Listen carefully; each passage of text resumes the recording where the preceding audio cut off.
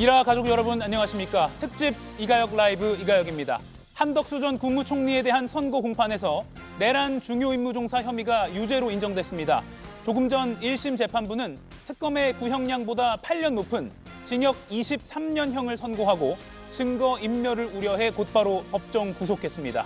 이진관 부장판사는 12.3에 대해 내란이라고 명확히 규정하고 윤석열 전 대통령과 그 추종 세력에 의한 위로부터의 내란, 친위 쿠데타라고도 규정했습니다. 사실상 윤 전 대통령에 대한 사법부의 시각이 담겼다는 해석도 나옵니다.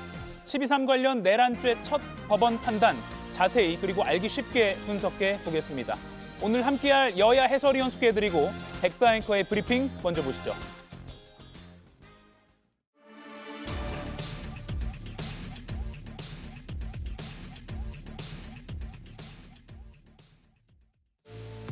불과 몇 시간의 계엄, 아마 근현대사에서 가장 짧은 계엄일 텐데 이것을 내란으로 몰아서 내란몰이라는 이 주장, 오늘 한덕수 1심 재판장에서 무참하게 깨졌습니다.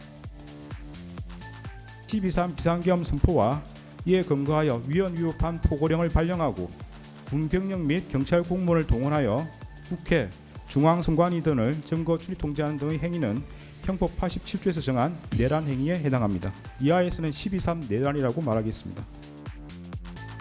징역 23년을 선고한다. 재판부가 주문을 읽자 장내에는 정적이 흘렀고 방청석에서는 놀라움이 터졌는데요. 저 비상계엄이 선포되는 당시에는 제가 전혀 인지를 하지 못했고요. 해제 국무회의를 마치고 사무실로 출근을 해서 제 양복 뒷주머니에 있는 것을 알았습니다. 내란 진실을 밝히기는커녕 위증을 했다. 재판부는 한 전 총리의 위증 혐의까지 인정했습니다. 절대로 동의할 수 없는 일이기에 어떻게든 대통령의 뜻을 돌리고자 노력하였으나 도저히 힘이 닿지 않았습니다. 마지막까지도 본인의 기억을 탓했던 한 전 총리. 하지만 재판부는 피고인 한덕수가 비상계엄 선포에 방조도 아닌 동조를 했다고 판단했습니다. 예, 오늘도 대한민국 현대사의 한 장면이 될 아주 준엄한 심판이 나왔습니다. 12.3 비상계엄은 내란이다. 오늘 법원의 첫 판단이 나왔습니다. 12.3 내란 사태 이후에 415일째에 나온 첫 판결입니다. 조금 더 들어보시겠습니다. 그 세부적인 내용이 복잡하므로 결론을 먼저 말씀드리겠습니다. 내란 중요임무 종사 혐의에 대해서는 유죄로 인정합니다. 그래서 내부자에 해당하는 피고인에게는 방조범이 성립할 여지가 없으므로 내란 우두머리 방조 공소 사실은 범죄로 되지 않을 때에 해당하게 됩니다. 형법 87조에서 정한 내란 행위에 해당합니다. 주문. 피고인을 징역 23년에 처한다. 예, 먼저 각 당의 입장부터 좀 들어보겠습니다. 신현영 의원님, 재판부가 12.3은 내란이다라고 명확하게 규정했습니다. 역사적으로 의미가 있다고 봐야 될 것 같아요. 그럼요. 지금 415일째 만에 비상계엄 12.3 이후에 내란으로 규정한 첫 번째 판결이었다는 면에서 상당히 의미가 있다라고 생각을 하고요. 그동안의 내란 우두머리 이런 용어를 쓸 때마다 국민의힘은 항상 내란 아니다. 아직까지는 내란으로 규정지지 않았다. 그리고 계몽령이었다. 유혈 사태 없었다. 이러면서 비상계엄의 그 상황을 어떻게 보면 축소하고 약화시키려고 했었던 것인데 그럼에도 불구하고 사법부는 내란이 명확했다. 친위 쿠데타이다. 그렇기 때문에 대한민국의 정치와 경제의 혼란을 상당히 초래한 부분에 있어서의 엄중한 처벌이 필요하다. 그러면서 한덕수 전 총리는 지금 23년 구형, 어떻게 보면 15년에서 훨씬 더 높은 구형을 받았는데요. 예. 현재 나이가 76세이기 때문에 23년 구형이 만약에 확정된다 그러면 99세까지 감옥에 있는 것이다. 그러면서 이진관 판사의 오늘의 판결은 결국에는 재판은 판결문으로 이야기한다라는 면에서의 의미가 있는 날이라고 할 수 있을 것 같습니다. 예, 김기용 의원님, 내란으로 규정을 했고요. 구형량보다 훨씬 높은 징역 23년이 선고됐습니다. 어떻게 받아들이십니까? 우선적으로 한덕수 전 총리 같은 경우는 본인이 이제 만류를 했다 그 부분에 돼 있고 그래서 처음에 검찰이 내란 관련해서 방조 혐의로 이렇게 우유를 하지 않았습니까? 그런데 이제 중간에 방조가 아니라 사실상 주요 종사 혐의로 이렇게 바꿨습니다. 근데 오늘 재판부에서 볼 때는 내부자에 해당되기 때문에 내부자인데 뭐 방조할 그런 게 아니지 않습니까? 나름대로의 어떤 핵심적인 역할을 했다고 보고 무엇보다도 계엄을 선포하는 데 있어서 국무회의의 어떤 심의 과정이 예. 적절하게 이루어졌느냐 이 부분이 있는데요. 한덕수 전 총리 같은 경우는 이전에 재판부 전에 계엄이 일어났을 때 국무회의가 실체적 그다음에 절차적 흠결이 있다. 본인이 좀 얘기한 부분이 있습니다. 그래서 이 부분에 있어서는 어떻게 보면 본인이 이미 말을 한 부분에 있기 때문에 이 부분에 있어서 좀 본인이 적극적으로 방어하지 못했다는 부분, 그리고 본인은 방어했다고 하지만 재판부에서 볼 때는 외형상 어떤 국무회의가 진행되는 데 있어서 역할을 했다. 그래서 책임성, 소위 말해서 대통령이 계엄을 선포했지만 그 다음에 국정의 2인자로서 계엄을 막지 못한 그 책임을 좀 강하게 지운 게 아닌가 싶습니다. 예. 하나하나 좀 자세히 짚어보겠습니다. 1시간 좀 넘게 진행됐는데 여러 말들이 나왔고 판단이 나왔습니다. 여러분께 핵심을 뽑아서 자세히 또 알기 쉽게 전해드리겠습니다. 두 법조인께도 여쭐게요. 내란 중요임무종사냐 아니면 내란 우두머리의 방조냐, 이 두 가지 중에 하나를 선택할 것이다. 뭐 이렇게 많은 예상이 있었는데 굉장히 서두에 바로 선택을 하고 재판이 진행됐습니다. 이승훈 위원님, 바로 내란 중요임무종사다라고 한 시작 2분 만에 말을 했던 것 같아요. 아마 판사가 어떤 이유를 얘기하고 결론을 얘기하면 아주 오랫동안 듣고 있어야 되는 예. 거잖아요. 근데 결론을 얘기하니까 결론은 정해진 상태에서 내용을 듣기 때문에 조금 더 혼란이라든가 시간적인 것들이 기다리지 않고 알려준 것 같다 이런 생각이 들고요. 실제 뭐 처음에는 방조범으로 기소를 했다가 바꿨잖아요. 선택적으로 중요임무 종사자로 바꿨는데 네. 그건 아마도 재판부가 지금 내부자의 경우에는 방조가 안 된다.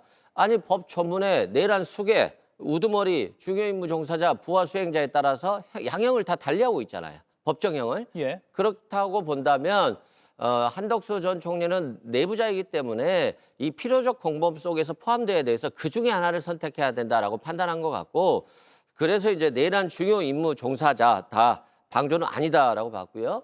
이제 내란이 되느냐 관련해서 그렇게 윤석열 전 대통령이 오랜 기간 동안 자신은 내란이 아니에요, 뭐 경고성 계엄에 불과해요, 이건 국헌문란 목적이 없었어요, 그냥 야당이 맨날 탄핵하고 예산 폭거하니까 보여주기식 계엄이었을 뿐이다 라고 하지 않았습니까? 예. 그런데 오늘 이진관 판사는 보십시오. 국회에 누가 출동했습니까? 군대가 출동하지 않았습니까?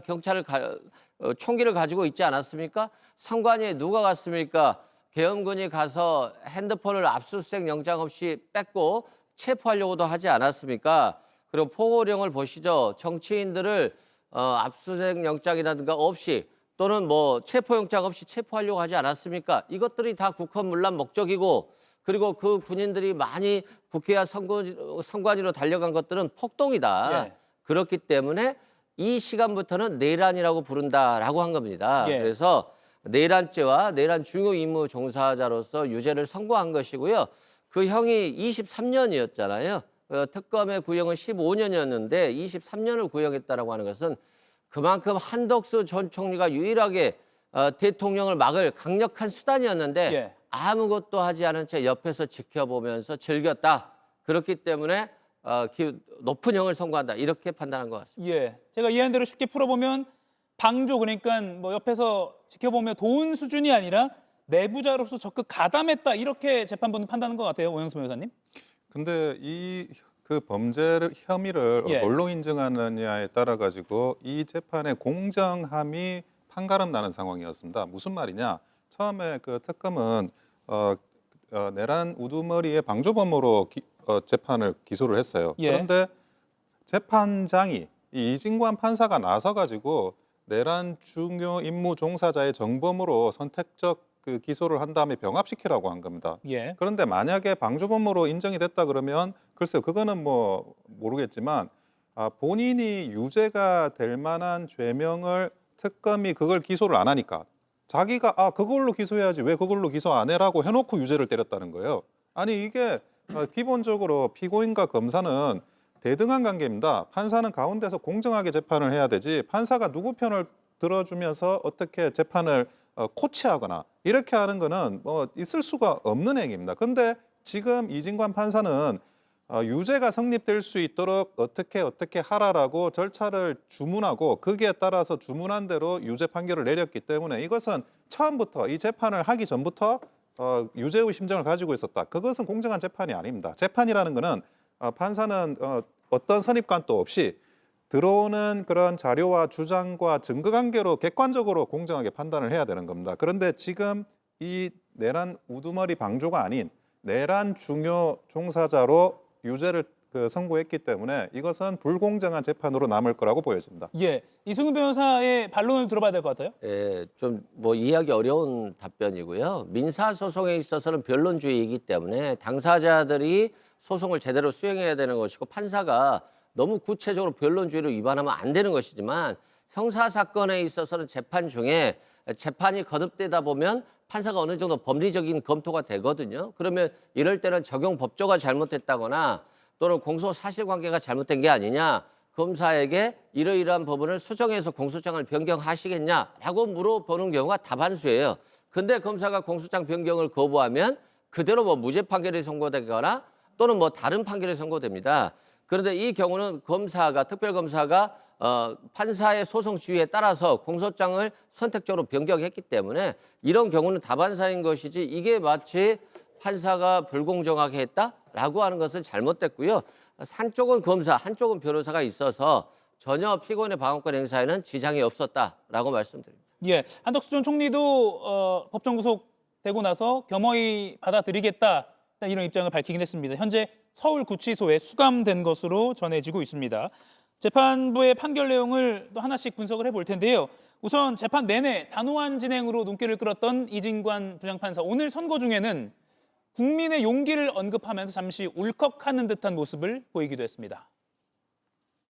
12.3 내란 과정에서 사망자가 발생하지 않았고 내란 행위 자체는 몇 시간 만에 종료되긴 하였습니다.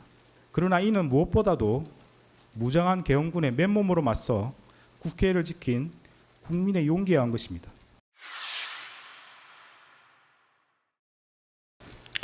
이에 더하여 이러한 국민의 저항을 바탕으로 신속히 국회에 진입하여 비상계엄 해제 요구안을 의결한 일부 정치인들의 노력, 소극적으로 참여한 일부 군인과 경찰 공무원의 행동에 의한 것입니다. 예, 한덕수 전 총리는 오늘 선고 후에 겸허히 받아들이겠다 이렇게 말했지만 지난 마지막 진술까지 기억이 불분명하다 이렇게 주장하기도 했습니다. 신혜영 의원님, 아까 국민의 노력을 언급하면서 재판장이 울컥했습니다. 이 부분 어떻게 보셨습니까? 그러게요. 이진관 부장판사가 73년생이더라고요. 그래서 비상계엄에 대한 경험이 기억이 얼마나 있는지는 모르겠는데 실제로 이런 그날의 12.3 비상계엄은 모든 국민이라면 깜짝 놀랄 수밖에 없었고 그날에 그래도 빠르게 수습된 거에 대한 국민의 우리 민주주의의 정말 회복에 대해서는 다들 우리도 감동하고 정말 대한민국이 이렇게 민주주의가 성숙했구나를 느낄 수 있는 아주 중요한 그런 역사의 한 순간이었다. 그러면서 이진관 판사도 이렇게 중요한 판결을 본인이 하는 것에 대한 나름의 의미심장함 그리고 결연함이 분명히 있었을 거라고 생각을 합니다. 그렇기 때문에 그동안에 국민의힘에서 주장했던 비상계엄에 대한 옹호 아니면 방어 이런 부분에 있어서의 뭔가 부정에 대한 부분들이 분명히 이런 판결에서 묻어난 거라고 저는 생각을 하고요.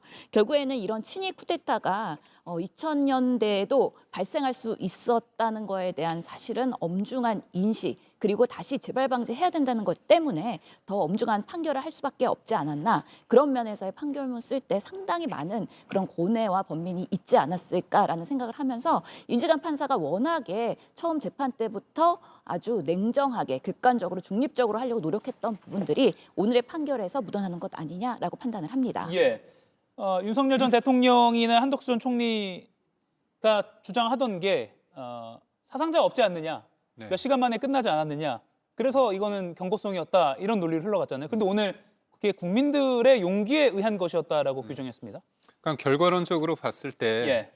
계엄 해제가 빨리 된 게 맞습니다. 근데 그렇다면 윤석열 전 대통령 측 변호인처럼 이게 처음부터 경고를 위해서 그 정도로 된 건지 아니면 국민들의 어떤 저항으로 인해서 국민들에 의해서 그렇게 된 건지는 내심의 영역이기 때문에 그건 잘 모르겠습니다. 근데 여튼 지금 재판부에서 볼 때는 대통령은 경고성 계엄이라고 하지만 그거는 믿기 힘들고 예. 결과적으로 국민들이 막았기 때문에 그다음에 국회의원들이 계엄을 해제했기 때문에 2시간이었죠. 계엄으로 끝난 거 아니냐. 그 부분을 그렇게 본 것 같습니다.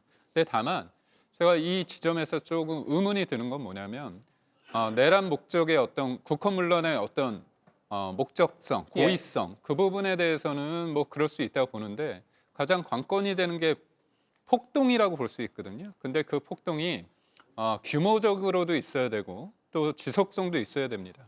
근데 그 부분에 대해서는 지금 재판부에서 군인들을 보냈고 선관위와 국회 쪽의 사람들을 보냈기 때문에 그 전제를 폭동이라는 어떤 형법상 규정을 좀 지나치게 쉽게 한 게 아닌가 그런 생각을 하고요.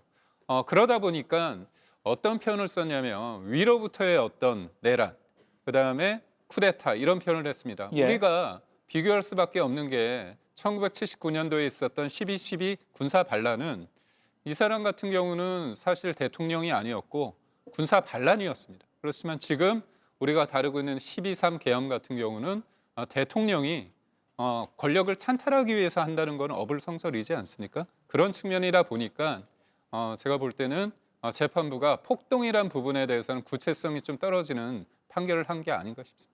예. 다만 재판부는 오늘 1심 선고에서 그 내란의 이 두 가지 요소죠. 국헌문란 그리고 폭동 두 가지를 모두 인정하는 판단을 내렸습니다. 조금 더 하나 더 자세히 짚어보겠습니다. 한덕수 전 총리가 했어야 했는데 안 해서 유죄가 된 부분 바로 국무회의에서 12월 3일 그날 밤 계엄 선포 직전에 국무회의에서 적극적으로 말리지 않았다 이 부분입니다. 반대는커녕 사실상 동조했다고 재판부는 오늘 판단했습니다. 마치 당시 CCTV 영상을 상세히 국민들에게 묘사하는 듯한 재판부의 설명도 있었습니다. 윤석열에게 반대 의사를 표시할 때에도 별다른 의견을 표명하지 않았고 최상목이 대통령 집무실에 들어와서 설득해 보겠다고 말할 때에도 자신은 휴대전화를 사용할 뿐 별다른 관심을 갖지 않았습니다. 윤석열이 비상계엄을 선포하러 나갈 때에도 윤석열을 만류하지 않았고 오히려 윤석열에게 국무회의 심의를 마쳤다는 취지로 고개를 끄덕였습니다. 예, 이승훈 의원님. 즉 계엄 실행을 사실상 지지했다 이렇게 본 것 같아요. 우리 국민들이 생각하기에는 바짓가랑이라 잡고 이렇게 좀 막 말렸어야 되는 거 아닌가 이런 지적들이 있었는데 재판부는 오히려 핸드폰만 보고 별다른 관심을 갖지 않았다 이런 표현도 있었네요. 저번에 구속영장이 기각됐잖아요. 그때 실제 바짓가랑이라도 잡고 말린 줄 알았어요. 말렸는데 말릴 수 없었다라고 했잖아요. 근데 오늘 보니까 CCTV 보니까 재판 과정에 있어서 자신은 말리지도 않고 최상목 전 경제부총리가 당신 뭐 앞으로 이렇게 공직생활 이런 식으로 마무리할 거야? 라고 하면서 큰 소리까지 쳤음에도 불구하고 가만히 있었잖아요. 그리고 최상목 전 경제부총리가 들어가서 말린다고 하니까 자신의 핸드폰 보면서 놀고 있었다는 거잖아요, 사실상. 그러면 이제까지 국회라든가 헌재라든가 나와서 또는 뭐 자신이 대통령 후보 하겠다라고 나와서 떠들었던 말들이 다 거짓말인 게 확인된 거잖아요. 그렇기 때문에 이 사람이 말렸다라고 하는 것은 거짓이었다라고 본 것이고요. 또 국무위원들 심의도 자신이 또 그렇게 얘기를 했어요. 아니 대통령이 계엄을 선포하려고 하니까 이를 말리기 위해서 시간이라도 좀 벌어보려고 국무회의를 해야 된다라고 했다는 거잖아요. 근데 지금은 필요한 국무위원들만 불렀잖아요. 그러니까 이 국무회의를 통해서 반대할 사람은 부르지 않고 반대하지 않을 사람만 불렀고 자신도 농림수산부 장관한테 전화해서 빨리 와라 하면서도 왜 빨리 와야 됩니까에 대한 답은 안 했다는 거잖아요. 예. 계엄한다라고 하면 안 올까 봐 알리지조차 않은 거예요. 이런 것들이 이제 하나둘씩 된 거고 자신은 계엄 선포문도 보지도 못했다라는 취지였다가 나중에 알고 보니까 뒷주머니에 있더라. 너무 정신이 없었다라고 했는데 그 정신이 없다라고 하는 것은 그날 하루 이틀 정신이 없었을 수도 있지만 지나서 보면 다 복귀가 되는 거 아니겠어요? 그럼 CCTV를 저걸 확인했음에도 불구하고 예. 마치 멘붕 상태여서 지금도 기억이 안 난 것처럼 그렇게 거짓말을 했기 때문에 결국 이것은 그냥 단순 방조가 아니라 주요 임무 종사로서 대통령의 위법적인 계엄을 막지 않은 적극적인 행위를 한 거다. 사실상 도운 거다라는 취지로 판결한 겁니다. 예, 원영섭 위원님, 이 국무회의 관련해서 재판부가 상당히 상세하게 설명을 했어요. 앞서 저희가 그래픽으로 준비를 해드렸는데 밤 10시에 계엄 선포를 하려고 하니까 정족 수찰 때까지 기다려라라고 오히려 윤 전 대통령을 설득했다는 거예요. 이런 거는 외형적으로 정당성을 형성하려 했다, 이렇게 재판부는 판단한 것 같습니다. 그것도 조금 과도한 판단인 것 같아요. 아니면 그게 실제적으로 뭐 국회문란의 목적이 있었다 하더라도 뭐 백보양보해가지고 그것을 그게 그러면 부적합한 절차로 일부러 만들어야 되는 건가? 국무총리한테 그렇게 해야 될 의무가 있는 건지 제가 납득이 되지 않고, 지금 한덕수 총리 같은 경우에는 상당한 이유가 뭔지를 일단은 모르는 상황에서는 어쨌든 정상적인 절차는 해야 된다, 이렇게 고언하고 거기에 맞춰가지고 진행하는 거는 저는 상식적인 일이라고 생각이 들거든요. 그래서 그 부분을 좀 짚은 거는 일단은 무조건 내란죄다. 그러니까 거기에 관련해 가지고 뭐라도 조금이라도 한 거는 다 일단은 유죄라고 지금 판명을 하고 싶은 것 같아요. 근데 친위 쿠데타 이야기를 하는데 공정한 재판이라고 한다 그러면 판결문의 용어를 잘 써야 돼요. 친위 쿠데타는 명목상 권력자와 실질적 권력자가 다를 때 명목상 권력자가 실질 권력자로부터 권력을 가져오는 행위거든요. 그런데 윤석열 대통령이 명목상만 권력을 가지고 있었습니까? 실질적인 권력은 없이. 거부권도 하고 실질 권력도 대통령이었는데 이런 상황을 친위 쿠데타라는 용어를 쓴다는 게 저는 그게 법적으로 적합한 용어도 아닌 단어를 좀 과도하게 사용하는 게 좀 적합하지는 않다라고 보여집니다. 예, 신영 의원님, 송미령 장관에게 당시 한덕수 총리가 직접 전화를 하면서 언제 도착하냐 독촉을 했다고 하고요. 근데 무슨 안건인지를 말을 안 했다는 겁니다. 그리고 재판부는 이게 계엄 관련 논의라는 거를 알리면 송 장관이 오지 않을 거를 생각해서 안 했다라고 판단을 내렸어요. 그러니까 적극적으로 외형, 그러니까 정족수는 채워야 되는데 안건을 숨겼다. 이 부분도 내란의 핵심적인 조력을 했다, 이렇게 판단한 것 같습니다. 예, 판결문에서 이승관 판사가 읽었죠. 그렇기 때문에 그날의 비상계엄에 대해서 결국에는 한덕수 전 총리가 그러면 절차적 정당성이라도 갖춰야 되겠다라고 윤석열 대통령한테 건의를 하면서 국무회의를 소집하겠다, 정족수를 채워야 되니까 연락을 쭉 돌렸는데 그날 밤에 응급으로 올 수 있는 국무위원들이 소수가 있었다는 거죠. 그렇기 때문에 정족수를 채우기 위해서 손가락으로 4명을 가리키고 1명을 가리키고 이런 식으로 몇 명 남았다라는 거에 대해서 한덕수 전 총리가 아주 적극적으로 국무회의를 개최하기 위한 노력을 했다는 것이고, 그런 과정에서 송미령 장관한테도 빨리 와라, 언제까지 올 수 있냐, 재촉을 하는 전화를 여러 번 하면서도 어떤 안건인지 이야기를 하면은 다들 부담 갖고 아니 웬 말이야 이 밤에 비상계엄 하면서 오지 않을 가능성이 있기 때문에 사실은 안건을 다 숨기고서는 무조건 와라라고 한 부분에 있어서 나름의 국무위원들이 본인들의 의사 표명을 하고 그리고 표결을 할 수 있는 그런 권한에 대해서도 방해를 한 혐의가 분명히 있는 것이고, 그렇기 때문에 한덕수 전 총리가 국무회의의 절차적 정당성을 마련하기 위해서 주요 임무 종사를 했다라는 것이 명확하게 구체적 사실적 정황으로 드러나고 있기 때문에 이런 부분들도 상당히 형량에서 반영이 되었다라고 말씀드리겠습니다. 예, 오늘 당시 12월 3일 저녁 국무회의 CCTV가 결정적인 증거 중에 하나로 작용했다는 것을 알 수 있는데, 한 전 총리가 오늘 사법부 판단 이전에 헌법재판소에서 탄핵 심판을 받았죠. 거기서 기각이 됐습니다. 문영배 전 헌법재판소장 권한 대행도 지난해 이 사법부에서 CCTV가 공개된 이후에 이런 말을 하기도 했습니다. 대통령이 국무회의를 하기도 전에 의결 정족수도 차기도 전에 방송하러 가도 일어서니까 법무부장이 막잖아요. 그게 무슨 국무회의예요? 만약에 국무회의 CCTV를 봤다면 국무총리 한덕수 탄핵 사건에 기각 의견을 냈는데 제가 인용으로 바꿨을지 몰라요.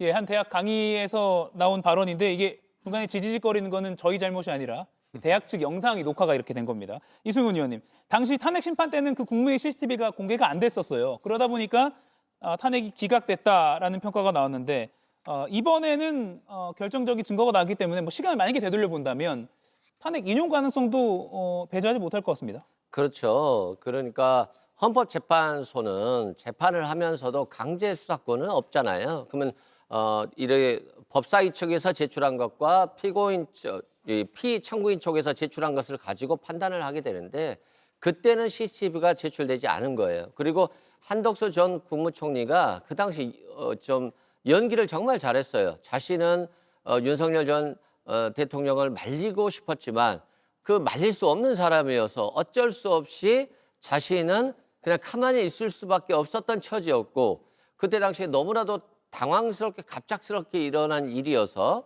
어떤 문건을 받았어도 제대로 보지도 못했다라는 취지였거든요. 그리고 국무위원들을 소환한 것도 자신이 대통령에 그냥 가서 바로 해버리려고 하는 것을 절차적으로라도 합법화시키면서 뭔가 이 상황을 통해서 말리겠다는 취지의 모습들을 보여줬었는데 그것 때문에 헌법재판소에서도 헌법재판관들이 상당히 고민을 했고 한덕수 전 총리가 저렇게 적극적으로 개입한 줄은 몰랐다라고 본 것 같고 영장을 기각했던 판사도 그랬거든요. 사실관계에 대한 확인이 필요하고 한덕수 전 총리의 행적에 대한 확인이 필요하고 법리적 다툼이 있다라고 했는데 한덕수 총리의 변명에 비추어 봤을 때 진짜 그런 일이 일어났을지에 대한 것들이 그 당시에는 CCTV가 제공되지 않았었습니다. 근데 CCTV가 제공된 이후에는 사실관계가 명확해진 거죠. 한덕수 총리가 다 잘못했던 것들 그리고 국회에 나가서도 헌재 나가서도 마치 포고령조차 기억이 안 나고 안 받았던 것처럼 그렇게 거짓말을 했던 것들 예. 이런 것들이 모두 다 확인이 됐기 때문에 지금 헌법재판관들이 헌법재판을 한다고 한다면 탄핵됐을 것이다 라고 이제 얘기를 하는 겁니다. 예. 그리고 또 오늘 재판부가 판단한 내용 중에 이상민 전 행안부 장관이 JTBC를 비롯한 언론사 단전단수 지시를 윤 전 대통령으로부터 받아서 이행하려 했다 이런 의혹이 있었는데 오늘 한덕수 전 총리가 당시에 이상민 전 장관을 이 이행에 있어서 독려를 했다 이렇게 판단이 나왔습니다. 원영섭 위원님, 이거는 그러면 이상민 전 장관 판단에도 좀 간접적으로 영향을 줄 수도 있다 이렇게 보세요? 네, 뭐 이상민 장관도 재판을 받고 있는 상황이고 예. 한덕수 총리의 재판이 먼저 나왔는데 사실 인정의 개념으로는 좀 굉장히 좀 부정적으로 작용이 될 수밖에 없는 그런 사안이라고 생각합니다. 사실 그 지금 인터넷으로 기사도 송고하고 뭐 유튜브로 그 방송도 송출하는 이런 상황에서 단전 단수를 통해서 언론사를 장악한다라는 개념을 한다는 게 제가 솔직히 이게 납득이 안 되고 그래서 정말 저런 걸 논의를 했을까라는 부분에 대해서 좀 이해가 되진 않았는데 어쨌든 사유가 뭐든 그 단전 단수 관련해 가지고 논의를 했다는 거는 사실관계 인정에 있어서는 예. 이상민 장관에게는 아주 불리한 그런 사실관계가 인정이 됐고 이거는 뭐 한덕수 그 총리가 본인이 뭐 진술로서 인정을 한 걸로 보여져요. 제가 예. 볼 때는 그러면 그 부분에 대해서는 이상민 장관이 그 동안에 이제 했었던 그런 여러 가지 변론 전략이나 이런 데 있어가지고 좀 어려워지는 게 솔직한 상황이라고 보여집니다. 예. 다만 제가 JTBC 임직원이라서 드리는 말씀일 수도 있는데 단전 단수가 되면 상당한 영향을 받긴 하죠. 지금 이렇게 스튜디오에 출연자를 출연시킬 수도 없는 것이고 또 방송에 상당한 지장이 있을 수 있는 것이니까 단전 단수로 언론사가 영향을 받는다라는 점까지 부인해서는 안 될 거라는 제 개인적인 생각도 듭니다. 이진관 재판부가요. 사후 계엄 선포문 작성에 대해서도 유죄 판결을 내렸습니다. 한덕수 전 총리가 뒤늦게 12월 3일 당일이 아니라 12월 10일로 기억합니다. 이때 선포문에 서명을 한 후에 그 다음에 이거 논란이 될 수 있으니까 폐기하자라고 제안한 걸 두고 이건 범죄를 인식했다고 봐야 한다. 논란이 됐다는 그 표현이요. 그렇게 판단을 하면서 유죄를 선고했습니다. 그런데 조금 헷갈릴만한 부분이 작성을 한 것은 유죄인데 행사를 한 거는 무죄 판결입니다. 이거는 법조인 두 분께 여쭐게요. 이승훈 의원님. 그러니까 만든 것과 이거를 그 종이를 썼다. 이건 분리해서 판단하는 건가 보네요. 그렇죠. 그러니까 자신의 어떤 이권을 위해서 또는 뭐 이 사후 계엄 선포문처럼 이 계엄의 정당성을 위해서 그때 당시 안 만들었는데 나중에 그때 만든 것처럼 날짜를 바꿔서 만든 거잖아요. 이건 허위 공문서 작성죄인데 만들었으면 이걸 사용해야 될 거 아닙니까? 뭐 어느 기관에다 제출하거나 국회에다 제출해서 계엄 선포문 작성됐다라고 해야 되는데 이 사람들이 찝찝한 거죠. 문서를 위조해 놨기 때문에 그래서 강희구 전 비서실장이 자기 서랍에 넣어놓은 거예요. 서랍에 넣어놓은 것은 행사가 되지 않습니다. 그래서 이제 행사는 무죄가 된 것이고요. 이렇게 범죄를 저지르면요. 납죽 엎드려서 잘못했다라고 해야 되는 것이에요. 그런데 범죄를 자꾸 치장하려고 범죄가 아닌 것처럼 이건 뭐 경고성 계엄에 불과해요. 자신들은 뭐 계엄을 할 생각이 없었어요. 이런 것과 마찬가지듯이 굳이 계엄 선포문도 없이 그냥 대충 이렇게 했으면 그걸 만들지 않았으면 될 것인데 합법화인 것처럼 가장하기 위해서 만들어서 공문서 작성죄, 허위 공문서 작성죄가 됐죠. 그리고 이걸 갖다가 절차에 따라서 폐기해야 되는데 절차를 거치지 않았어요. 그러니까 대통령 기록물법 위반이죠. 그리고 이 폐기 자체는 공영 서류를 무효로 만든 거잖아요. 손상시킨 거잖아요. 공영 서류 손상죄가 되는 겁니다. 범죄 사실을 덮기 위해서 범죄가 3개가 늘어났고 결국에는 특검의 구형 15년인가요? 특검의 구형받아도 8년이 더 늘어난 23년형을 선고받은 것인데 예. 그만큼 범죄에 대해서는 잘못했다라고 인정하고 사과하는 것이 맞는 것이지 국민의 앞에서 이 대죄인 이런 내란죄를 범한 사람들이 지금까지도 잘못한 것이 없다. 이게 국민을 일깨우는 비상벨이다라고 하기 때문에 결국 판사는 높은 형을 때릴 수밖에 없는 겁니다. 예. 오영석 위원님. 그러니까 작성한 것은 유죄, 행사한 것은 무죄. 제 기억에는 윤 전 대통령도 이 부분은 비슷하게 이렇게 나왔던 것 같아요. 예, 근데 윤 전 대통령 판결은 근본적으로 다른 게 그 백대현 판사의 재판부는 내란죄 판단을 안 했어요. 예. 내란죄가 기소가 되게 된 재판부가 아니라서 완전히 순수하게 허위공문서 작성죄에 대한 문제만 판결을 하니까 이걸 할 수 있는데 지금 이진관 재판부의 재판부를 뭘 해야 되냐. 이게 내란죄와 이 허위공문서 작성이 분리된 별도의 사실관계냐 아니면 내란죄 안에 이런 일련의 과정들이 하나로 들어가 있는 사실관계냐 이 판단을 사실은 해야 되거든요. 지금 이진관 재판부의 판결에 따르면 정말 뭐 북한이 침략해가지고 진짜 비상계엄을 해야 돼요. 전시 비상계엄을 해야 되는데 비상계엄을 할 만한 그런 뭐 정말 전시 상황이 발생을 했는데도 국무회의의 비상계엄 선포문 날짜 틀리면 그 사람은 별도로 허위공문서 작성죄로 또 처벌받는다는 거예요. 근데 이게 상식적으로 뭐 좀 납득이 되는지 그냥 내란죄 하나로 다 뭐 집어넣는다는 판결, 뭐 내란죄 어차피 유죄로 인정할 거면 그거는 법리적으로 좀 맞는 것 같은데 이거를 분리한다라는 게 글쎄 이거는 뭐 항소심 가서라도 예. 다시 한번 좀 법리상의 문제를 체킹을 해볼 필요는 있을 거라고 보여집니다. 예. 이제 뭐 무슨 말씀을 하시는지는 알겠는데요. 우리가 범죄를 저지르면요. 하나의 행동이 2개로 처벌되는 경우가 있어요. 이걸 상상적 경합이라고 합니다. 사기를 쳤는데 뭐 횡령도 된다는 2개의 법률 관계가 겹쳤을 때는 상상적 경합으로 해서 2분의 1 가중하는 것이거든요. 그래서 내란죄가 성립되는데 이 내란의 모든 범죄 사실들은 내란으로 흡수돼야 되는 거 아니냐라고 하는 것은 뭐 윤석열 전 대통령 측에서 주장은 할 수 있겠습니다만 받아들여질 가능성은 없다라고 말씀드리고요. 언젠가 이게 국민의힘이 이제 끊어줘야 돼요. 윤석열 전 대통령의 경고성 계엄이라고 하니까 패널들도 국민의힘 대변인들도 모두 나와서 경고성 계엄입니다. 경고성 계엄입니다 하니까 당이 망해가는 거거든요. 그래서 1심 선고가 나오면 이제는 끊어줘야 되는 것이지 당대표가 못 끊는다라고 해서 굳이 국민의힘 당직자들이 못 끊을 이유가 없고 대변인들이 못 끊을 이유가 없잖아요. 당이 망하는 길을 선택하지 말고 당대표가 잘못하면 우리 당원들이나 당직자들이 그렇게 쓴소리 해줘야 되는 것입니다. 그래야 되는 것이 맞고 그것이 바로 한덕수 전 총리나 윤석열 전 대통령이 재판 나가서요 잘못했다라고 합니다. 그렇지 않으면요 계속 변명으로 일관할 겁니다. 한덕수 전 총리가 뭐 엘리트 중에 엘리트라고 평가를 받기도 하죠.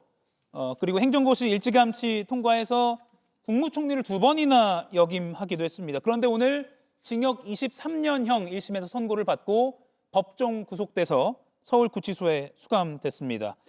신영 의원님, 정치적으로 봤을 때 관운이 좋다라는 평가도 받아왔고요. 그런데 오늘로써 언론에서 이렇게 말합니다. 한덕수의 몰락이라고도 부르고 있어요. 그렇죠. 대한민국의 역사랑 같이 해온 어떻게 보면 공직자라고 말할 수 있는 거잖아요. 50년 동안 국가의 세금으로 사실은 인건비를 받아왔고 그동안에 정말 유유자적하는 삶을 살았던 것으로 보이는데 어떻게 보면 김영삼 정부, 김대중 정부, 노무현 정부, 이명박 정부, 박근혜 정부, 문재인 정부, 윤석열 정부 모든 정부에서 사실은 그런 공직 생활의 커리어를 가지고서는 승승장구했던 한덕수 총리가 왜 윤석열 그 정부에서의 비상경을 막지 못했느냐 이런 부분에 있어서 국민들은 더 배신감을 느끼는 거죠. 그렇게 경험이 많았다면 그렇게 관료적인 시스템에 대해서 잘 이해하고 경험을 했다면 당연히 대한민국이 좌초되는 순간에는 그래도 옳은 길을 선택해야 되지 않느냐라는 부분에 있어서 한덕수 전 총리에 대한 상당한 원망이 있는 것이고요. 그렇기 때문에 더 엄격한 처벌을 받아야 된다고 생각을 했었고 실제로 정말 탄핵이 기각되고 구속이 안 되고 15년형을 받았을 때 국민이야말로 멘붕에 빠졌었다. 근데 이진관 판사가 이번에 제대로 된 구형을 한 거 아니냐라고 생각할 수가 있겠습니다. 2024년 12월 3일 밤에 비상계엄이 선포됐죠. 그리고 그 6일 후에 한 전 총리는 공동정부 구상을 내놨습니다. 그리고 그 이후에는 대선 후보로 출마를 선언하기도 했습니다. 현 상황이 초래된 데 대하여 국무총리로서 무거운 책임감을 국무총리라서 못한 일을 대통령의 힘으로 반드시 해내겠습니다.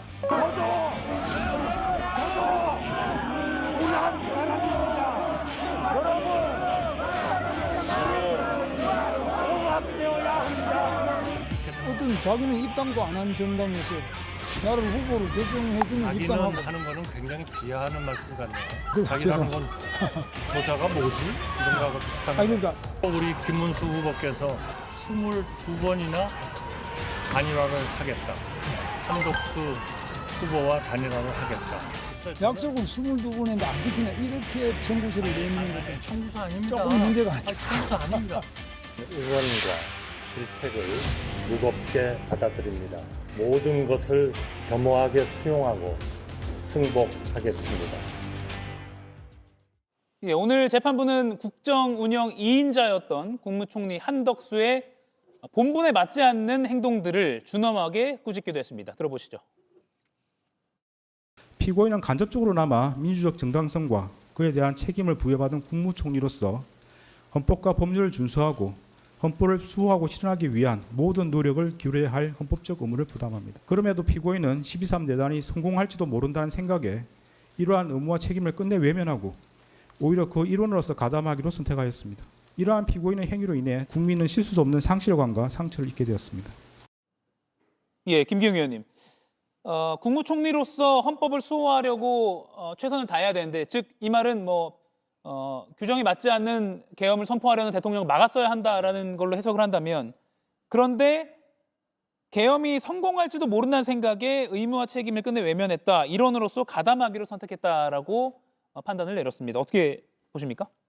그럼 우선적으로 국무회의 때 대통령에 대해서 적극적으로 반대하지 못한 이 부분에 대해서 재판부가 그렇게 판단을 했기 때문에, 그렇다면 재판부가 판단하는 건 한덕수 전 총리, 그때 총리로서 뭔가 계엄에 대해서 사실상 이게 성공하면 내가 뭔가 권력을 계속 유지할 수 있을 것이라는 그 전제에서 출발하지 않습니까?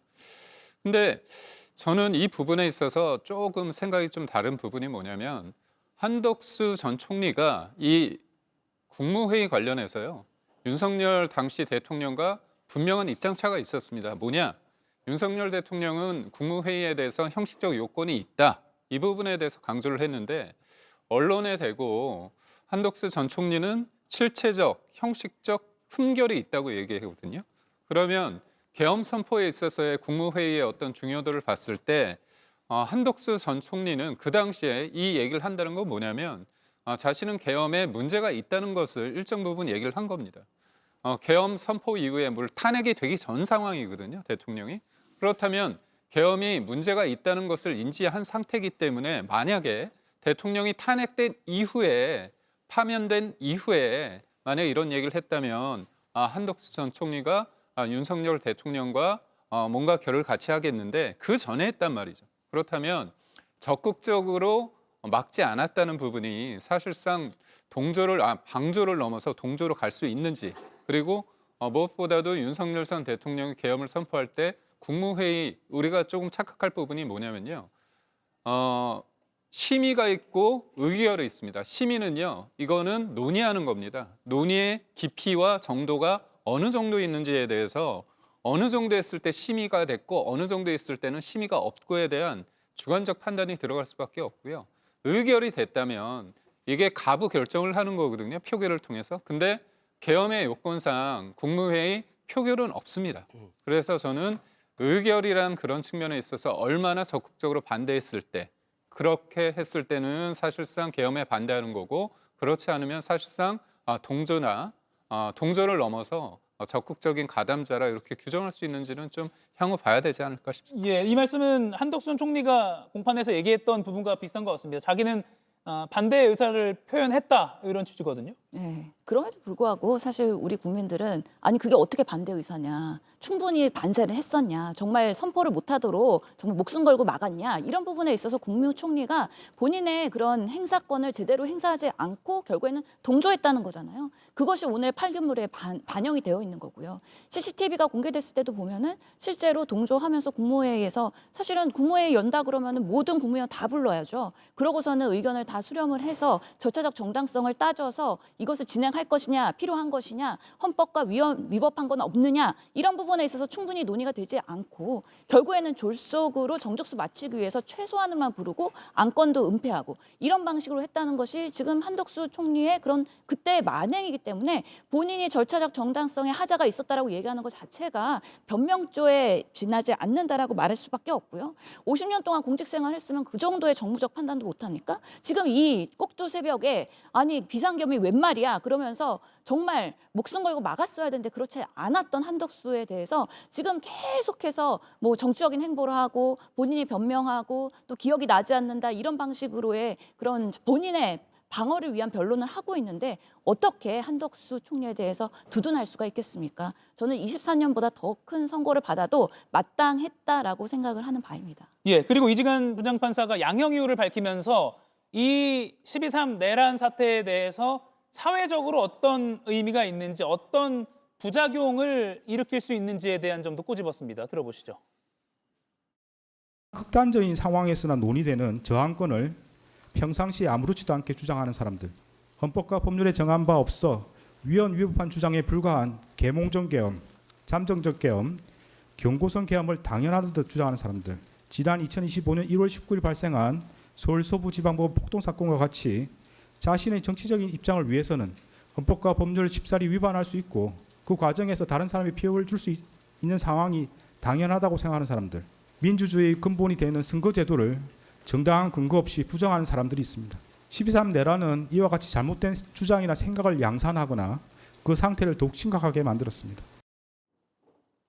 예, 이 내란은 발생 즉시 유사한 상황을 즉시 차단해야 된다라는 취지를 강조하면서 서부지법 폭동 사태, 계몽령 주장, 또 부정선거론을 모두 언급하면서 이 12.3 비상계엄 내란이 이런 생각을 양산하는 효과가 있다, 부작용이 있다 이렇게 꼬집었습니다. 법조인 두 분께 여쭐게요. 어떻게 들으셨습니까? 저는 이 마지막 부분이 사실은 공정한 재판이라면 볼 수 없는 그런 판결의 내용이라고 생각을 하는데요.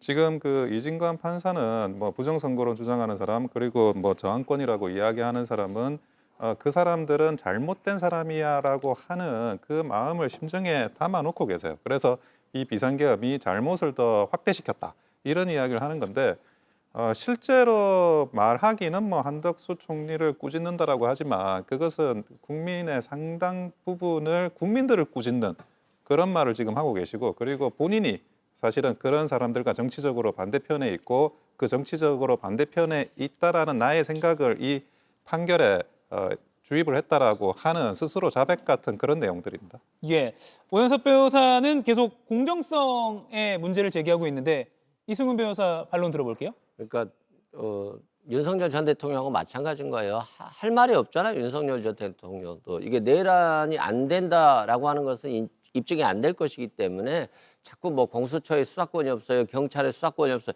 이런 주장을 하는 거고요. 마찬가지입니다. 이진관 판사가 생각하는 것들은 한덕수 전 총리가 국무총리였고 국가의 2인자였고 이 계엄을 막아야 될 가장 큰 중요한 임무를 가진 사람인데 이 사람이 동조했다는 거예요. 그리고 최상목 전 경제부총리는 어떻게 얘기했습니까? 당신 수십 년간의 공직생활 이렇게 마칠 거예요? 라고 하면서 경고를 줬잖아요. 근데 대통령을 만나러 가서 맞겠다라고 들어가는 최상목 전 부총리가 있는데 자신은 핸드폰 보고 있었다는 거잖아요. 조태열 외교통상부 장관이 대미 외교 다 망가진다, 경제 다 망가진다 했는데 이 지금 한덕수 전 총리는 가만히 있었다는 거잖아요. 그러면 이 가만히 있었다는 것은 동조한 거죠. 그리고 이 동조가 정말 윤석열 전 대통령에 의해서 포괄적인 어떤 정치에서 가스라이팅이 돼가지고 이런 것인지 아니면 권력에 취해서 윤석열 전 대통령과 함께 권력을 나눠 먹는데 집중해서 그런 건지는 모르겠습니다만 권력을 먹는 것이 아니라 국민의 민주주의와 법치주의를 지켜줘야 되는 역할인 거잖아요. 근데 이 사람들이 잘못을 인정하지 않은 채 자꾸 잘못이 없다라고 하니까 이런 것들이 마치 사실인 것처럼 정말 내란이 아닌 것처럼 혹세무민이 되고 그래서 유튜브에서 선전선동이 일어나고 정광훈 씨 같은 사람들이 마치 선전선동하고 뒤로 싹 빠지니까 잘 모르는 사람들이 선전선동 돼서 서부지법 폭동 일으킨 거 아니겠습니까? 그때 만약에 판사가 잡혔다라고 한다면 어떤 인명피해가 일어났겠습니까? 그래서 그런 것까지도 꾸짖으면서 그러한 책임감을 지키지 못한 한덕수 총리에게 양형에 있어서 엄중하게 선고할 필요가 있다라고 하는 것을 꾸짖는 하나의 그 근거가 되는 것입니다. 그런 차원에서 이진관 판사가 엄중하게 선고했다라고 말씀드립니다. 예. 그리고 오늘 이진관 판사는 다음 달 19일이죠. 윤석열 전 대통령 선고의 형량을 한번 가늠해 볼 만한 그런 판단도 언급했습니다.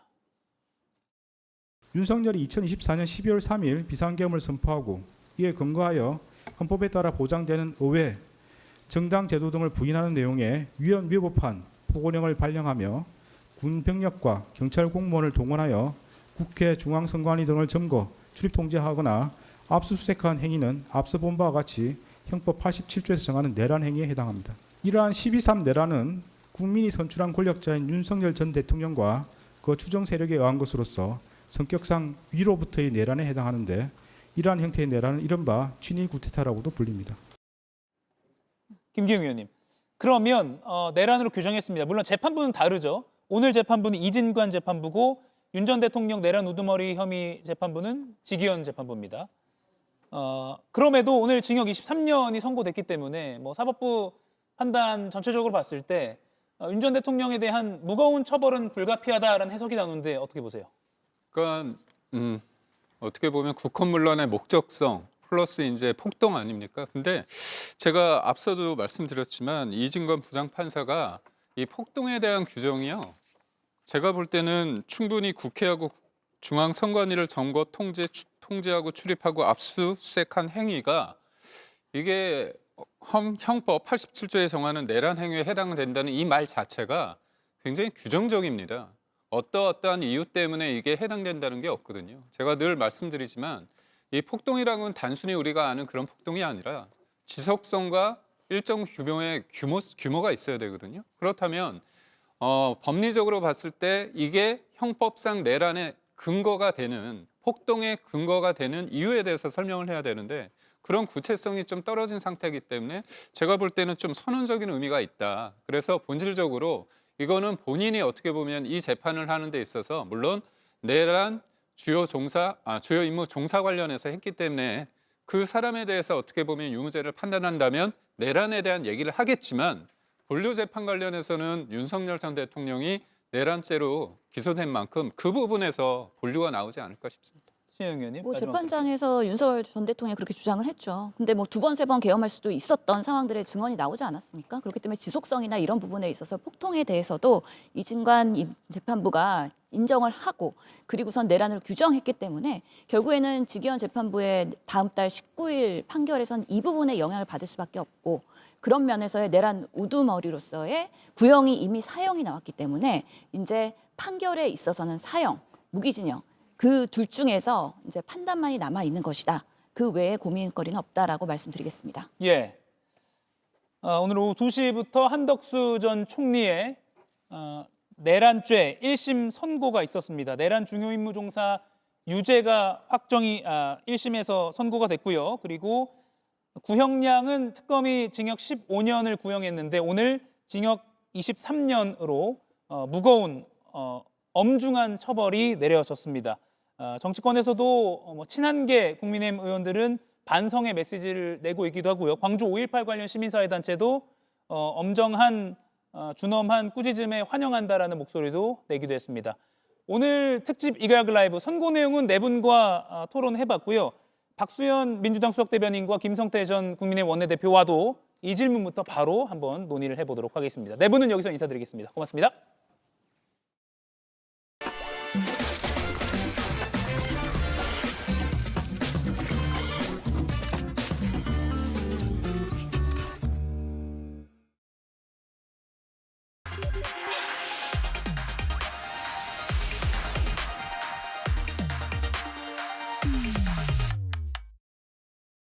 수요일 마수토론 박수현 더불어민주당 수석대변인 김성태 전 국민의힘 원내대표 두 분과 함께합니다. 어서 오십시오. 예, 안녕하세요. 네, 먼저 백다 앵커의 브리핑 보시겠습니다. 대한민국 대도야 결국 국민이 합니다. 원래 저런 영상이 끝나면 박수도 치고 그러는 건데 박수 쳤다 이거 혹시 뭔 소리 들을까 싶어서 조심스러우시죠? 여러분이 원하시면 시간은 충분히 가지고 취임 후 세 번째 기자회견을 가진 이재명 대통령. 화기애애한 분위기 속 예정된 시간을 훌쩍 넘기며 3시간 가까이 즉문즉답을 이어갔습니다. 대통령님하고 여기 계신 강훈식 비서실장님의 사이를 서로 사랑하는 사이다 이렇게 좀 표현을 하더라고요. 사랑하니까 떠나와 보내실 수 있는지 이렇게 궁금합니다. 저는 제 아내를 사랑합니다. 뭔지 사랑하는 사이도 징그러. 모두를 사랑하죠. 하지만 유독 이 사안에 대해서는 한숨을 쉬며 어렵게 입을 뗐는데요. 이 질문을 왜 안 하시나 했어요. 참 어렵습니다. 이해훈 지명자에 대해서 어떻게 할지는 아직 결정은 못했어요. 법정 시한 마지막 날인 오늘 이해훈 후보자 청문회를 23일에 열기로 잠정 합의한 여야. 과연 금요일에는 청문회가 열릴 수 있을까요? 네, 첫 번째 마스토론 주제는 이재명 대통령 신년 기자회견 내용을 다뤄보겠습니다. 그 전에 오늘 한덕수 전 총리 1심 선고 징역 23년 그리고 법정 구속돼서 서울구치소에 수감됐습니다. 두 분께 입장을 좀 들어볼게요. 먼저 박수현 의원님. 예, 오늘 한덕수에 대한 1심 선고는 과연 이것이 윤석열 전 대통령이 지금 피고인이 주장하는 내란이 아니라는 주장, 이것이 내란으로 인정이 될까라고 하는 것을 가늠해 볼 수 있는 첫 재판이어서 매우 중요한 의미를 가졌는데 오늘 이것은 분명하게 내란으로 재판부가 인정을 하면서 검찰의 구형량보다 훨씬 많은 징역 23년을 선고했고 심지어 법정 구속을 하지 않았습니까? 그렇기 때문에 이 문제는 향후에 2월 19일 날 예정이 돼 있는 윤석열 전 대통령의 내란 우두머리 혐의에 대한 1심 선고에서 내란으로 인정이 되고 윤석열 피고인에게 사형이 선고될 충분한 것을 가늠해 볼 수 있는 그러한 오늘 선고였다 이렇게 평가할 수 있겠습니다. 예, 오늘 한덕수 전 총리 선고를 가늠해 볼 때 사형 선고 가능성도 있다. 윤 전 대통령에 대해서. 예, 그렇습니다. 예, 김성태 전 원내대표님.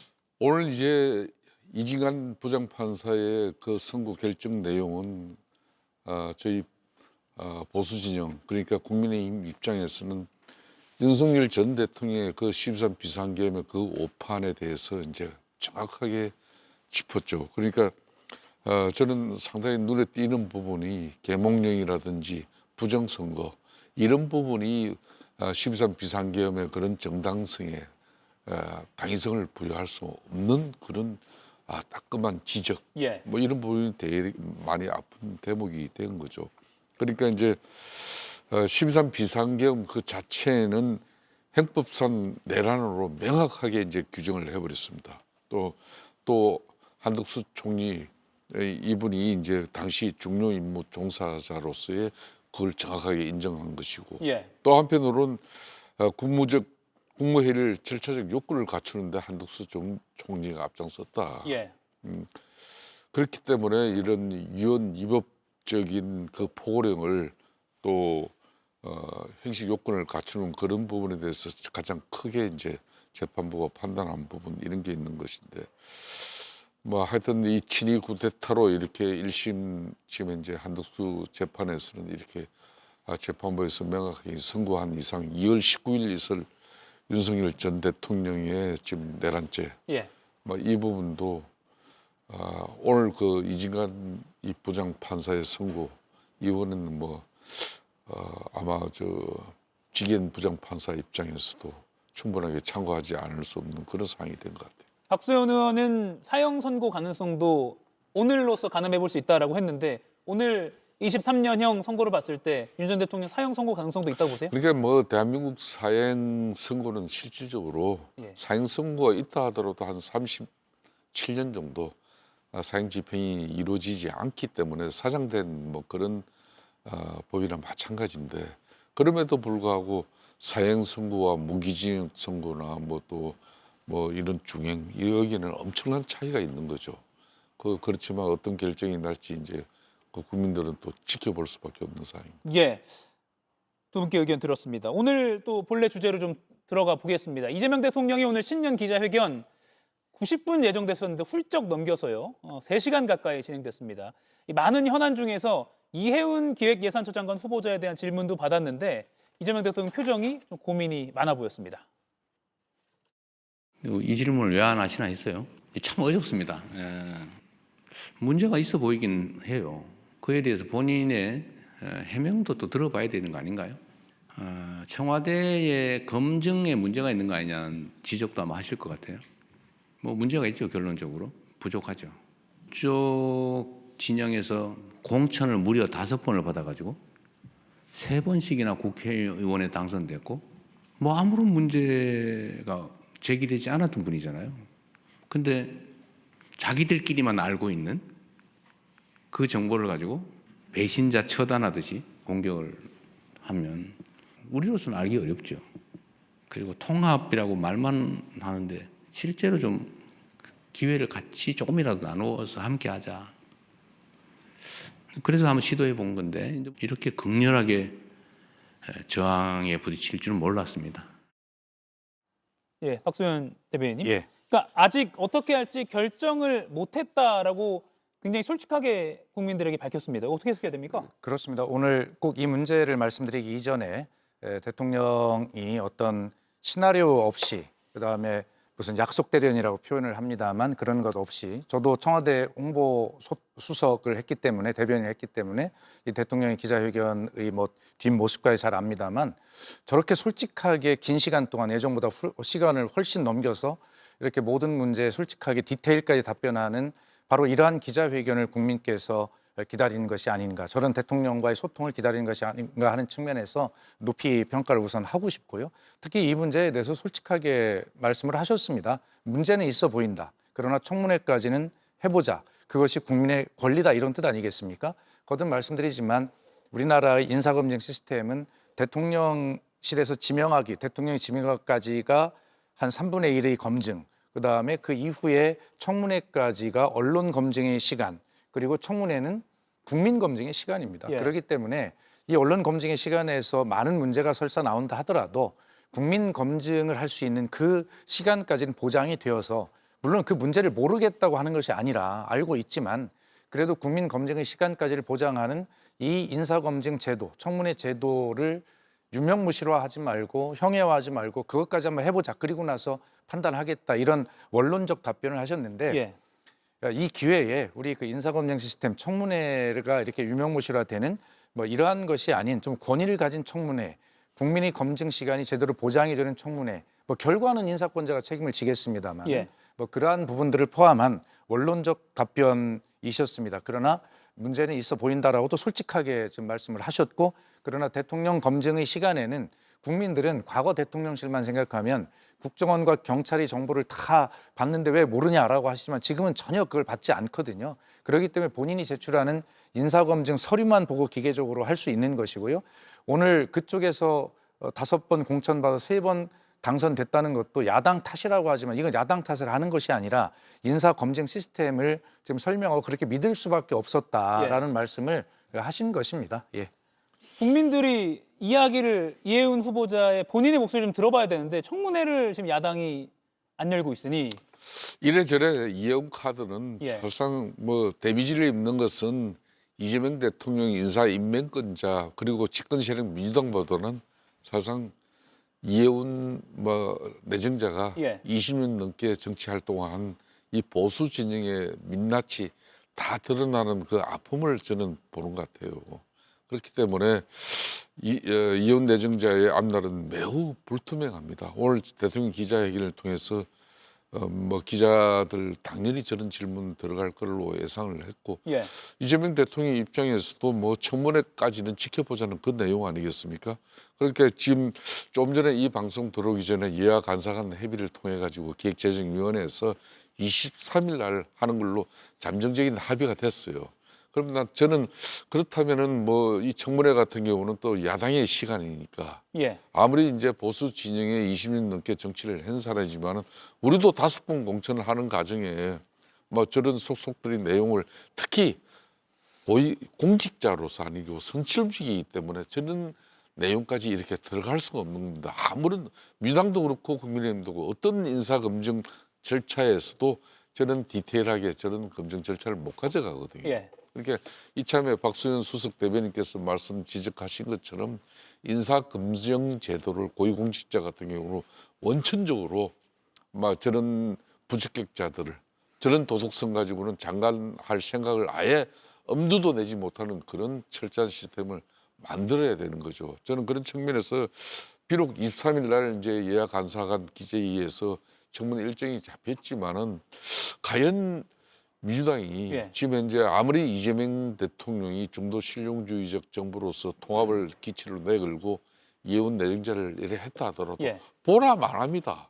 어느 민주당 지금 기재위원이 이재용 내정자를 위해서 실드 치고 디펜서 할 그런 의원이 어딨냐 이거예요. 이거는 나는 이해운 의원이 매를 더 벌 필요 없어요. 지금이라도 본인이 자신 사퇴 이 결심을 하는 게 예. 본인과 본인 가족을 위해서도 현명한 선택이다. 저는 이렇게 봅니다. 23일 청문회가 열린다 하더라도 지금까지 나온 의혹만 봐도 이거 국민 눈높이에 너무 안 맞는 거 아니야? 라는 목소리가 민주당 내에서도 좀 있지 않습니까? 그렇습니다. 예. 대체로 지금 김성태 대표님 말씀하신 대로 민주당은 애초부터 이 문제에 대해서 뭐 원론적 입장이 아니라 실제로 이것을 옹호하기보다는 검증하겠다라고 하는 입장을 여러 차례 발표를 한 바 있고요. 지금 국민적 눈높이로 볼 때 이 밝혀진 지금 제기된 의혹만으로도 힘든 거 아니냐라고 하는 또 대통령 말씀 중에 문제가 있어 보인다라는 말씀 중에 다 포함이 된 것이 아닌가 이런 생각이 들고요. 그렇다 하더라도 이것을 뭐 중간에 지명을 처리하거나 이거보다는 본인 이야기를 좀 들어봐야 된다. 해명이 될 부분도 있지 않겠냐. 다는 안 되더라도 예. 뭐 이런 것이고 이것은 청문회 제도 시스템을 위해서나 그리고 이해운 후보자 본인의 개인의 명예를 위해서도 마지막까지 자기가 최대한 할 수 있는 기회는 주어져야 된다라는 그런 것에는 뭐 변화가 없지요. 그렇다고 해서 민주당 기재위원들이 일방적으로 이렇게 옹호하거나 뭐 그런 수준은 뭐 지난 것이다라는 데는 뭐 별로 이견이 없는 것 같습니다. 예. 그럼 23일 청문회가 열린다면 그때 더 철저히 검증을 하고 네. 만약에 지금보다 더 소명이 안 되고 동일한 수준 또는 더한 의혹이 나온다면 대통령에게 민주당 차원에서 지명 철회를 좀 고언을 할 그런 계획도 가능한 겁니까? 일단 그 국민의 판단을 보고 예. 대통령께서 결정하시리라 그렇게 봅니다. 그 예. 시간을 대통령께서 잘 판단하실 수 있도록 당의 뭐 예를 고언이 있을지 없을지 모르겠습니다만 이미 뭐 당의 그런 분위기도 잘 알고 계시리라고 생각을 합니다. 그래서 그런 문제들을 종합적으로 좀 판단하실 수 있도록 시간을 제대로 좀 드리고 하는 이런 과정의 관리가 지금 중요하지 않냐 이 결과를 떠나서 예. 그런 말씀을 꼭 좀 한번 드리고 정부에 싶고요. 부담을 주지 않는 그런 판단을 해달라는 국민통합위원회 이제 이석윤 위원장의 그런 입장도 있고 민주당 중진급 의원들의 이제 뭐 이 방송 언론 활동을 통해서 예. 그런 입장이 나오고 있지 않습니까? 그렇기 때문에 더 이상 여론이 이제 극도로 악화된 그런 측면에서 이 뭐 이해운 내정자 같은 경우는 행동과 결과로 가지고 이 사과를 증명하겠다 이렇게 뭐 정면 돌파 의지를 보이지만은 사실상 정치는 현실이에요. 현실이기 때문에 예. 저는 이재명 대통령이 진짜 전문가 통합을 명분으로 이렇게 보수 진영에 뭐 특히 이런 예산이라든지 국가 재정을 다루는 부분은 집권 경험이 풍부한 정치 세력에 뭐 이걸 등용문을 열어준다 그러면 예. 보수 진영에 진짜 좋은 훌륭한 그런 전문성 가진 사람 많아요. 다시 발탁하시면 됩니다. 이 통합 인선 실험 자체를 중단하자는 게 아니라 보수 진영에서 찾으려거든 다른 사람 찾아보자. 그러니까 이런 제안으로. 이재명 대통령의 그런 정말 진정성 예. 있는 그런 판단이라면은 굳이 현직 당직을 맡고 있는 그런 제1야당의 그런 이런 이해운 빼가기 이런 모습은 정치 도의적으로 좋은 그림은 아니에요. 예. 아무튼 23일 청문회가 개최가 된다면 최종적으로 확정이 됐는지는 확인이 필요합니다만 좀 지켜봐야 할 것 같습니다. 오늘 신년 기자회견에서요. 외교 안보 또 북한 문제에 대해서도 질문이 많이 나왔는데 한반도 비핵화 그리고 군경이 수사 중인 무인기 북한 침투 사건에 대한 대통령의 입장도 들을 수 있었습니다. 대화하고 뭐 유화적인 조처도 하고 있습니다만 반응이 없어요. 그 와중에 어쨌든 이 무인기 사건이 터져서 이재명 정부도 믿을 수가 없겠다라는 또 하나의 징표 핑계거리를 만든 거죠, 우리 입장에서는. 그래서 이게 꽤 엄중한 사안입니다. 그 비핵화를 해야 되는데 가장 이상적이긴 하지만 북한이 핵을 포기하겠습니까? 그건 또 아주 엄연한 현실이죠. 그래서 결국 실용적으로 접근하자라는 게 제 생각입니다. 현실을 인정하자. 그것도 이상을 포기하지 말자. 예, 실용적으로 접근하자, 이상은 포기하지 말자라고 했는데 이런 정책 추진 과정에서 돌발 변수라고 할 수 있을 것 같습니다. 대학원생으로 추정되는 인물들이 민간 무인기를 북한으로 날려보냈어요. 우리 국방부는 이걸 미리 알지 못했다는 지금 비판을 받고 있고요. 그러니까 지금 어떤 결과가 나와도 지금 앵커께서 지적하신 이런 문제는 예. 좀 큰 문제, 비판을 피할 수가 없게 된 것이죠. 그러나 우선 이 문제를 그건 이제 차후에 따져보기로 하고요. 예. 이 문제는. 그다음에 우선 이것이 어떤 연관이 있는가. 우선 전체적으로 정확하게 해야 될 게 이 자체 사건의 진상이 무엇인가를 정확하게 알아야 될 것이고요. 그다음에 현재 방첩사가 뭐 지원한 흔적 이런 것들이 나오고 있고 좀 오늘 압수수색이 이루어졌습니다만 이에 대해서 과연 그 윤석열의 그 계엄 이런 상황 속에서 북한의 어떤 그 자존심을 상하게 해서 북한으로부터 어떤 그 공격을 유도하는 뭐 이러한 소위 우리가 얘기하는 외환이라고 하는 이런 것과 이것이 어떻게 연결된 것은 없는지. 왜냐하면 윤석열 청와대에 근무했던 것으로 이력이 지금 나오고 있지 않습니까? 예. 그렇기 때문에 이것이 내란이 지금 아직 끝난 것인가? 라고 하는 의심을 당연히 해봐야 된다고 생각해요. 그만큼 엄중한 사안이기 때문에 이게 밝혀질 문제가 한두 가지가 아닙니다. 이렇기 때문에 민주당에서는 2차 종합특검이 반드시 필요하다. 그래서 국회를 통과시킨 것 아닙니까? 그래서 국민의힘도 이런 문제에 있어서는 민주당이 지방선거용으로 뭐 2차 특검을 한다. 뭐 이렇게만 몰아붙일 것이 아니라 민주당도 집권 여당으로서 민생에 올인하는 모습을 보이고 민생을 잘 돌봐야 선거에서 이길 수 있지 이런 것만 가지고 이길 수 없습니다. 그래서 이런 문제가 내란의 정청래 대표는 티끌까지 모아서 내란의 잔재까지 모아서 전부 다 없애야 한다라고 이야기하는 것이 이게 정말로 연결이 돼 있다면 얼마나 엄중한 사항인가라고 하는 그런 여러 가지 측면들에 우리가 주목을 해야 한다. 앵커께서 말씀하신 예. 우리 국방부가 이것을 인지하지 못했다라고 하는 이런 문제까지 포함해서 정확하게 밝혀내야 할 일입니다. 예, 이 민간 무인기 북한에서 추락한 이 상황 어떻게 판단하세요? 저는 뭐 남북 관계를 특히 뭐 민간이든 뭐 정부든 정치적이든 뭐 어떤 경우든 이렇게 전쟁을 유발시킬 수 있는 그런 행위는 어떤 경우든 자제해야죠. 그건 뭐 전쟁이 발생해가지고 좋을 일은 하나도 없으니까요. 그렇지만은 이제 그런 측면에서 이재명 대통령이 민간 무인기 이 사건을 가지고 이게 뭐 전쟁 개시 행위나 마찬가지 상황이다. 북한 지역의 총선거하고 똑같은 개념으로 이렇게 규정을 낸 부분에 대해서는 상당히 이제 대통령 인식이 심각하게 받아들인 것까지는 좋은데 예. 그렇다고 해서 이걸 너무 우리 긴장 관계를 갖다가 너무 또 우리 측이 앞으로 그러면은 지금 현재 GP라든지 이런 남북 대치 그 상황에 있는 그런 측면에서 우리 아군들이 북한의 어떤 일시적인 우발적인 도박이 있을 때 바로 적극 대응을 해야 되거든요. 그런 측면에서는 이게 엄짓하고 그냥 그 타이밍을 놓쳐버리면 엄청난 피해로 우리가 이어질 수가 있는 거거든요. 그런 측면에서 뭐 이 최첨단 과학 기술이라든지 또 국방 역량이 엄청나게 이제 이 발전하는 상황에서 예. 안규백 장관도 이렇게 북한에서 넘어오는 것은 감시 체제가 정확하게 작동되고 있지만 우리 측에서 넘어가는 민간인 분야는 이거는 제대로 지금 현재 시스템이 갖춰지지 않다. 솔직하게 이야기를 했잖아요. 그런 측면에서의 어떤 그런 민간인들의 이런 일탈 행위 이걸 어떤 또 목적을 가지고요. 예. 또 뭐 정치적으로 많은 또 문제가 오해가 있을 수가 있어요. 왜? 그런 정황들이 나오죠. 윤석열 용산 대통령실에 어떤 행태로든지 근무한 이력이 있는 사람들이니까 예. 그거는 조사를 해가지고 또 윤석열 대통령실하고 연관성이나 이런 것은 밝혀내면 되는 것이고 앞으로 두 번 다시 이런 경우가 또 발생하지 않는 그런 단도를 철저히 하는 것까지는 좋아요. 예.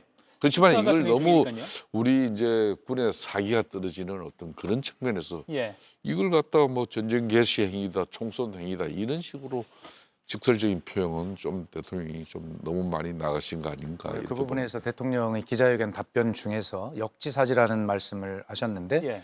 그러면서 지금의 어떤 그 분계선 부근에 북한이 6.25 전쟁 이후에도 하지 않던 일을 하고 있다. 그러면서 삼중 철책선을 친다거나 뭐 언덕을 만든다거나 이런 것에 대해서 전차 방벽을 만드는 것 같다.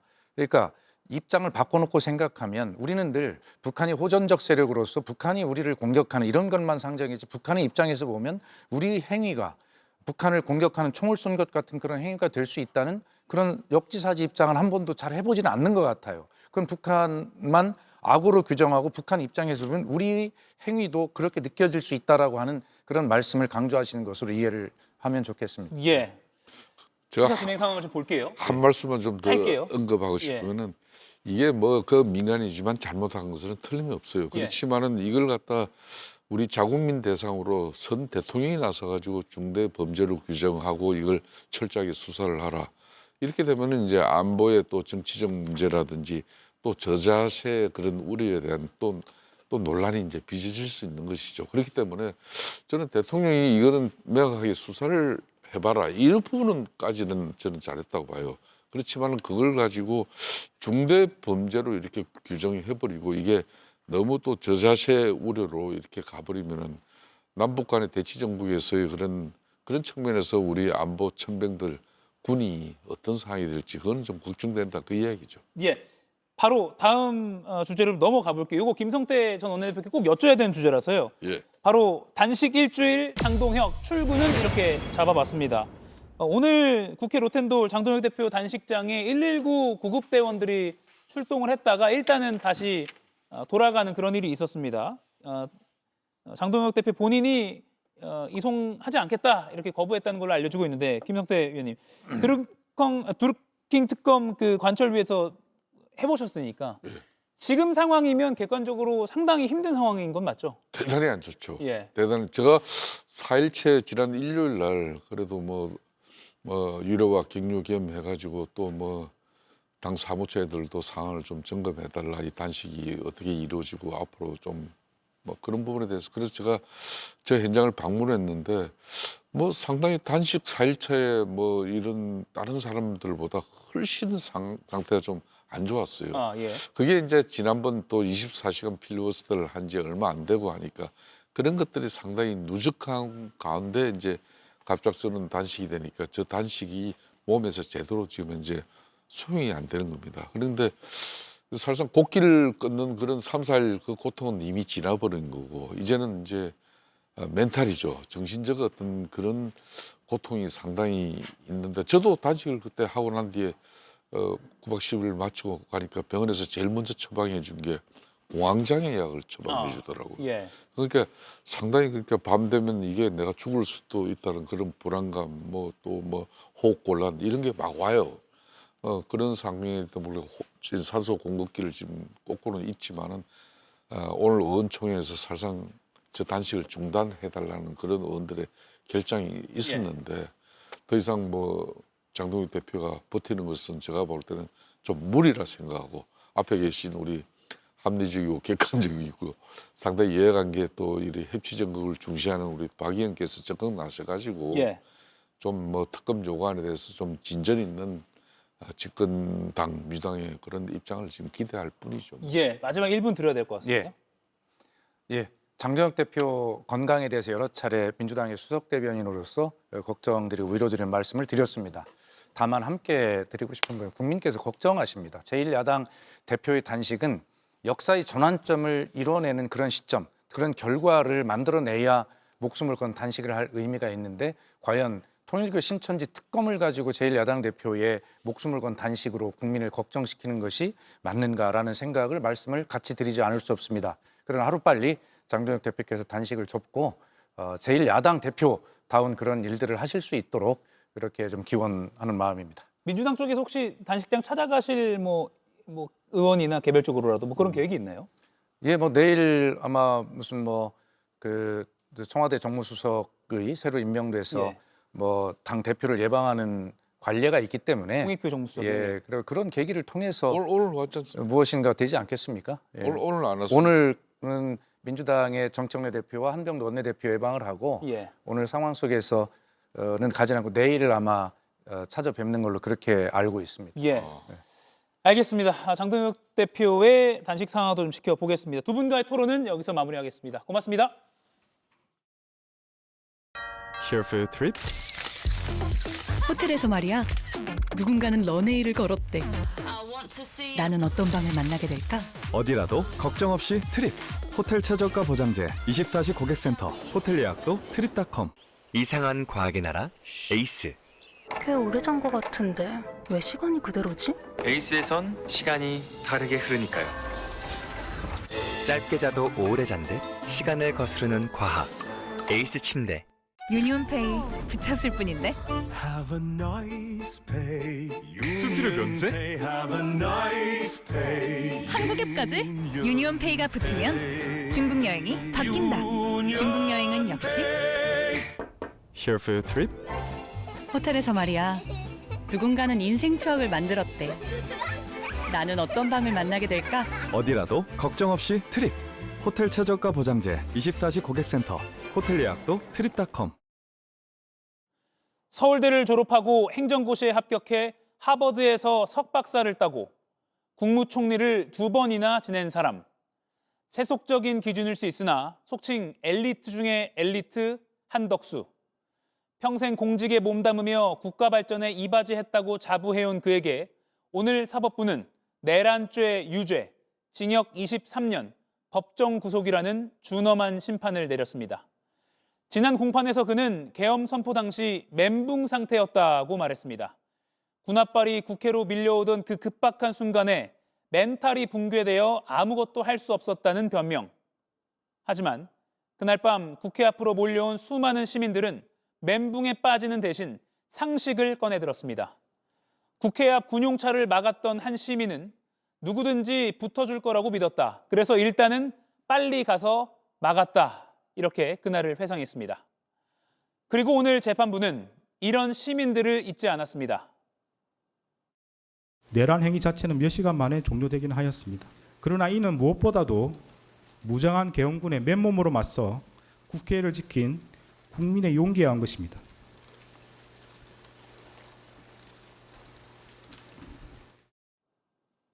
권력 최상층부의 무력한 변명보다 이름 없는 시민들의 상식이 민주주의를 지탱하는 진짜 힘이었음을 오늘 재판부는 증명해 주었습니다. 국무총리는 멘붕이었다고 말했지만 시민들의 상식은 승리했습니다. 오늘 한 컷이었습니다. Here for your trip? 호텔에서 말이야. 누군가는 프로포즈를 주고받았대. 나는 어떤 방을 만나게 될까? 어디라도 걱정 없이 트립. 호텔 최저가 보장제 24시 고객센터. 호텔 예약도 트립닷컴.